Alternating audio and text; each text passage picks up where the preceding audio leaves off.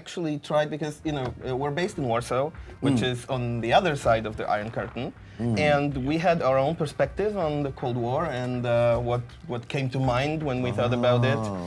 But then Good Shepherd has there are Americans in that team, and we've got PR teams in UK and in Australia that we cooperate with. So everyone had to weigh in, and we had a number of titles. And for some people, there were some really surprising, impressions, associations with certain titles. So we've got in our base in the game, we've got a facility called MK Ultra. Clearly based on the conspiracy and rumor and the experiments, yeah, well, the rumors are about the extent of the experiments. But to us, it was all mind control and the Black Ops and so on. But Australians were like, so it's just about like giving acid to people? Like, okay, no, so maybe that's not our title, but it was close. Absolutely. For those who might not know, like the base story of this game or where it takes place, where and when it takes place, can you go into that a little bit? Yeah, it's set in Cold War in '83, and you start as either a CIA or KGB or Mossad operative. Okay. And you discover that there's something more going on. There's a conspiracy that is driving the Cold War further and antagonizing East against the West, so you go rogue to find out what's going on. Okay, so you can play different characters then. You're not locked in. Well, actually, why don't we just start from the characters? Like, who do you play? All right, that's a good point. So you create your character, you customize it. Again, you can play as a man or woman. You have full visual customization as well, and a backstory. But what is set is your role in the organization you choose as your starting point. So in the CIA, you are like basically a wet work commando and a CIA assassin. Or if you choose KGB, you start as a spy hunter, usually hunting the CIA. But both in their own different ways, with their own handlers and colleagues, stumble into this global conspiracy, and they realize there's a bigger threat.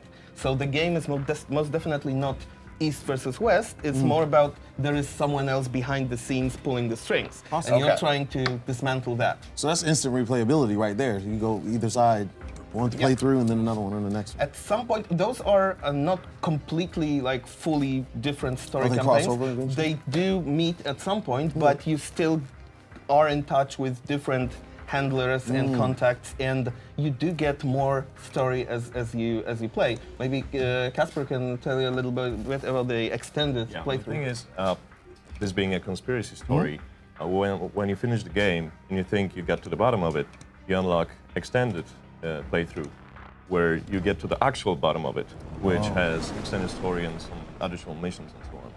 Wow. Okay. So yeah, the campaign is 30-40 hours easily, Excellent. And then it's highly replayable. But it's not just the story; it's the maps will work differently, and there are a bunch of those, and you can the code names of enemy agents are generated, the background skill sets. So it's not like you can play just from memory and you know what's going to happen. There are a lot of things that just surprise you at every step. Yeah, I have a couple hundred hours in the game, and I cannot play it from memory. It is impossible. Wow. It's so much changing all the time. Wow. Now, can you talk about is there a leveling system or a upgrade skills tree or something like that? Okay, so that's a huge topic right here. Do we have half an hour? There are a couple different systems for character customization.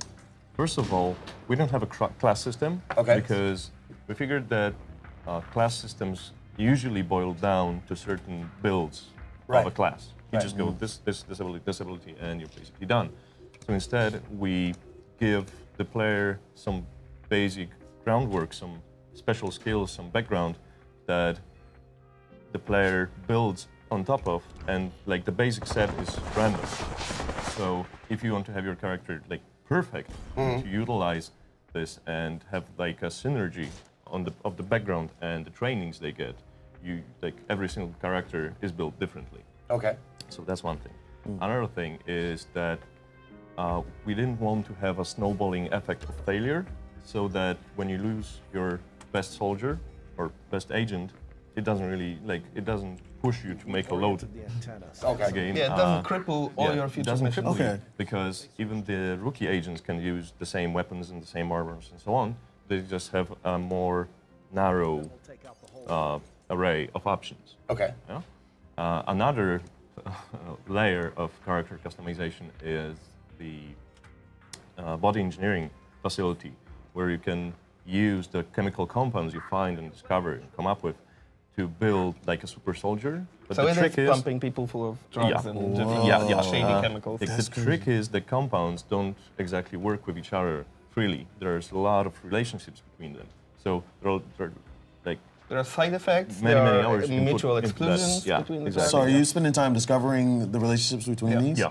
Wow, that's a game in itself. Yeah, that's exactly the point. It's kind of amazing that that's a part of the game. That's really cool. And it's like totally skippable.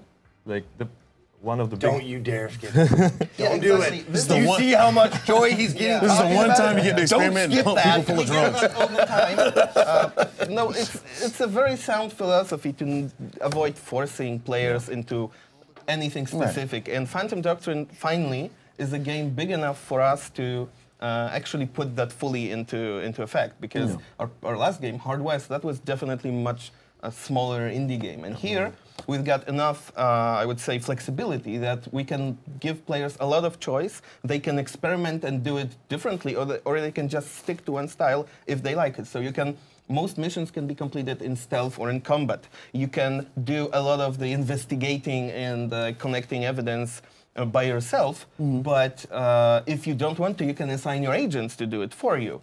And you can do all the side missions in the game and get as prepared as you want to, or you can follow the main story and just get from point to point. So whatever you like, the game will allow you to do it. For example, instead of training your own agents, you can go on a mission and capture enemy agents and brainwash them to your side. And they're already trained. Okay, I like that idea. Speaking of player choice, you said you can go stealth or you can just go in. Damn it, I was going to ask that. Because you just you gloss over a big thing for gamers like me. It's you can do stealth or... Right, I'm a big stealth player. Yeah. Are there achievements for you completing the game only doing stealth?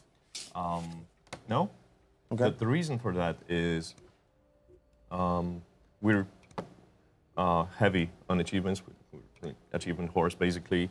And so we don't, going forward with the play the way you want philosophy, we didn't want to force the player to feel like they had to. I got you. Like they had to. So there are a lot of, it was really tough to give the right balance to the incentives of going stealth and going combat. And it's pretty well balanced. Another thing I read on there was next-gen turn-based. You want to go in a little bit of detail about that? Well, it's a very nice-sounding bullet point, and if you'll notice, just a sort of preface, there is a lot in this game, and even when putting together a Steam page description or whatever this is from a fact sheet, it's if you start writing it all down, it's an essay. Oh, yeah, absolutely. But what we meant by that, and it's referenced a little bit later, is, for example, the way our agents use movement and just dynamically leap over obstacles. They use cover in specific ways. If we encourage agents, even though they're not like super soldiers in powered armor, they can still jump from the first floor or from the roof or climb low obstacles. But also, we've got things that break the mold of the turn-based one move and the other move, like the breach ability, which you can tell a little bit about. That's a game in itself again. So the thing is, imagine a situation, you're a big stealth player, right? Yeah, you can take down enemies silently by hand-to-hand combat. So imagine you have a situation where you have 2 or 3 guards looking at each other. So how are you going to solve that? So you can order your agents to breach the room with silenced weapons, and they go in all at once and shoot everyone. And if they manage to kill all the guards, there will be no alarm. Yeah, so this basically happens simultaneously. So it's a real-time element, special ability within your turn.